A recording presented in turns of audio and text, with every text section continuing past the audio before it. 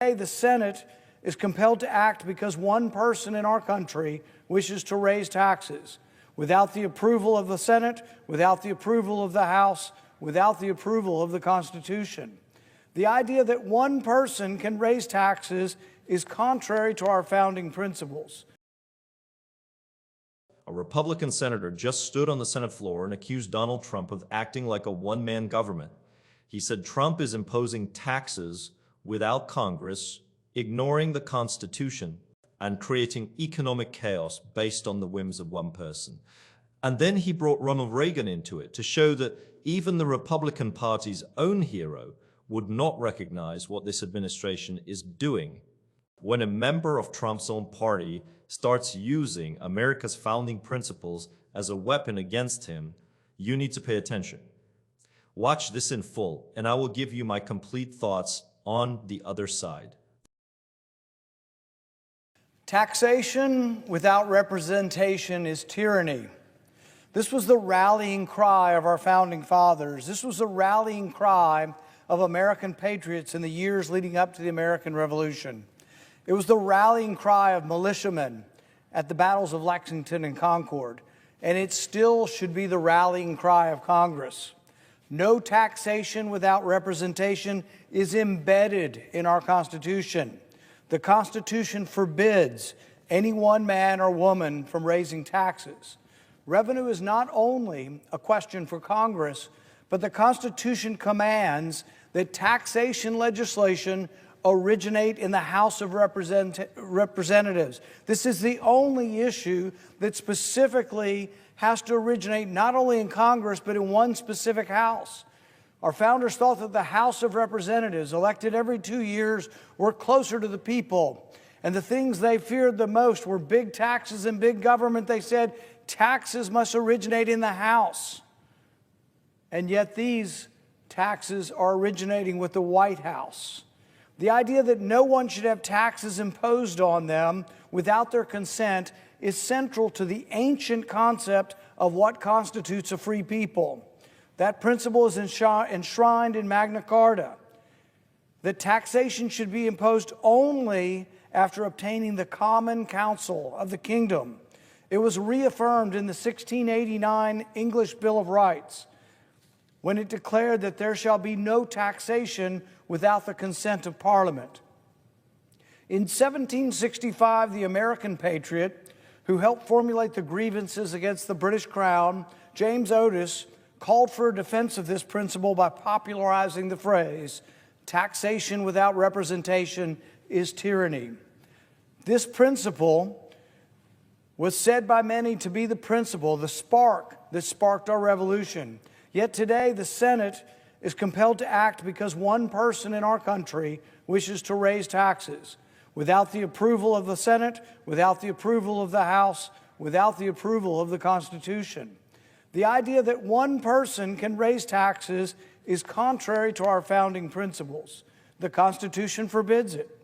As Montesquieu wrote, in the spirit of the laws, when the legislative and the executive are combined and united in one person, there can be no liberty.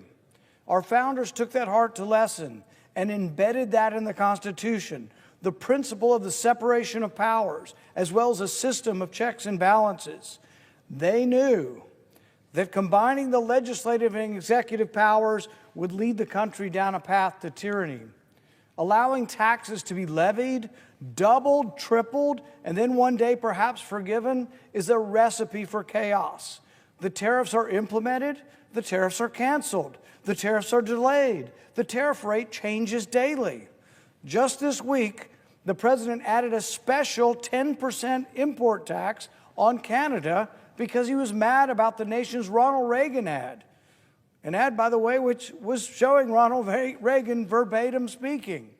Newsflash to the administration, Reagan was a free trader. Reagan believed, and I quote, that protectionism costs consumers billions of dollars, damages the overall economy, and destroys jobs. Ronald Reagan's vision for America can be seen in our trading relationship with Canada. In 1986, President Reagan said, "Our trade policy rests firmly on the foundation of free and open markets."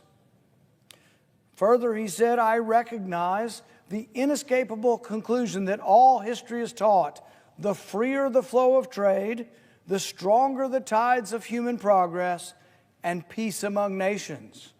It was Bastiat who wrote that when trade and when goods don't cross borders, armies will. It's not a guarantee of peace, but one way to achieve peace is to attempt to have good relations and trade with all nations. No country, no business, no family can plan a budget when the tax rates, the import tax rates, and the cost of every commodity are determined by the whims of one man. There are now tariffs on steel, there are tariffs on aluminum, there are tariffs on lumber, and they change from day to day. But not one of these tariffs was voted on by the people's elected representative in Congress. These tariffs are simply announced by presidential proclamation. So perhaps more fundamental than a debate over what these tariffs are, what the rates are, and what they do to our economy is the question of whether Americans ought to perpetually live under emergency rule. This administration has declared emergencies with over 100 nations.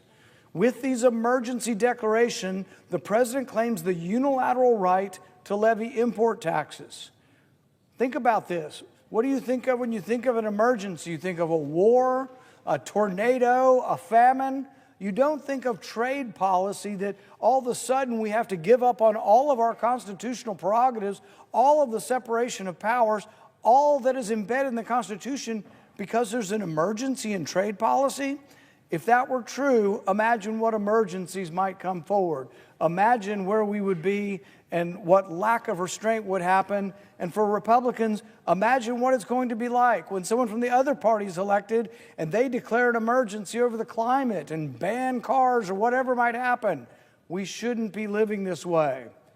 People say Congress is messy. Congress goes to gridlock. It's called debate. It's called discussion. And the only way we typically get somewhere is we have to agree with some people on the other side. That's one of the things we're trying to overcome now. But our founding fathers anticipated that a president might attempt someday to usurp the powers, the constitutional powers of the legislature. Madison wrote that our constitutional government would pit ambition against ambition. The ambition of a president or ambition of the Congress to usurp power will be checked by the other guarding their power. That we would limit the power of any one branch through checks and balances and prevent abuses of power. Madison, if he were here today, would be aghast to witness today's Congress that seems to lack any ambition to defend the constitutional separation of power. Emergency rule rejects the premise of a constitutional republic with limited powers and full accountability. Emergency rule is ruled by one person. We will perpetuate emergency rule that provides the president extraordinary powers to tax us without our consent. Is that what we're going to allow? Or will we restore constitutional government in which taxes are debated and voted on by the people's representatives? I, for one, still believe in the principle of no taxation without representation and will vote to terminate this contrived emergency and end these unconstitutional import taxes. What Rand Paul did on that Senate floor was not just a policy disagreement.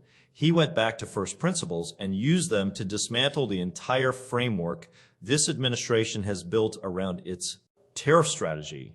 And the fact that it came from inside the Republican Party makes it significantly harder to dismiss than anything coming from the Democratic side.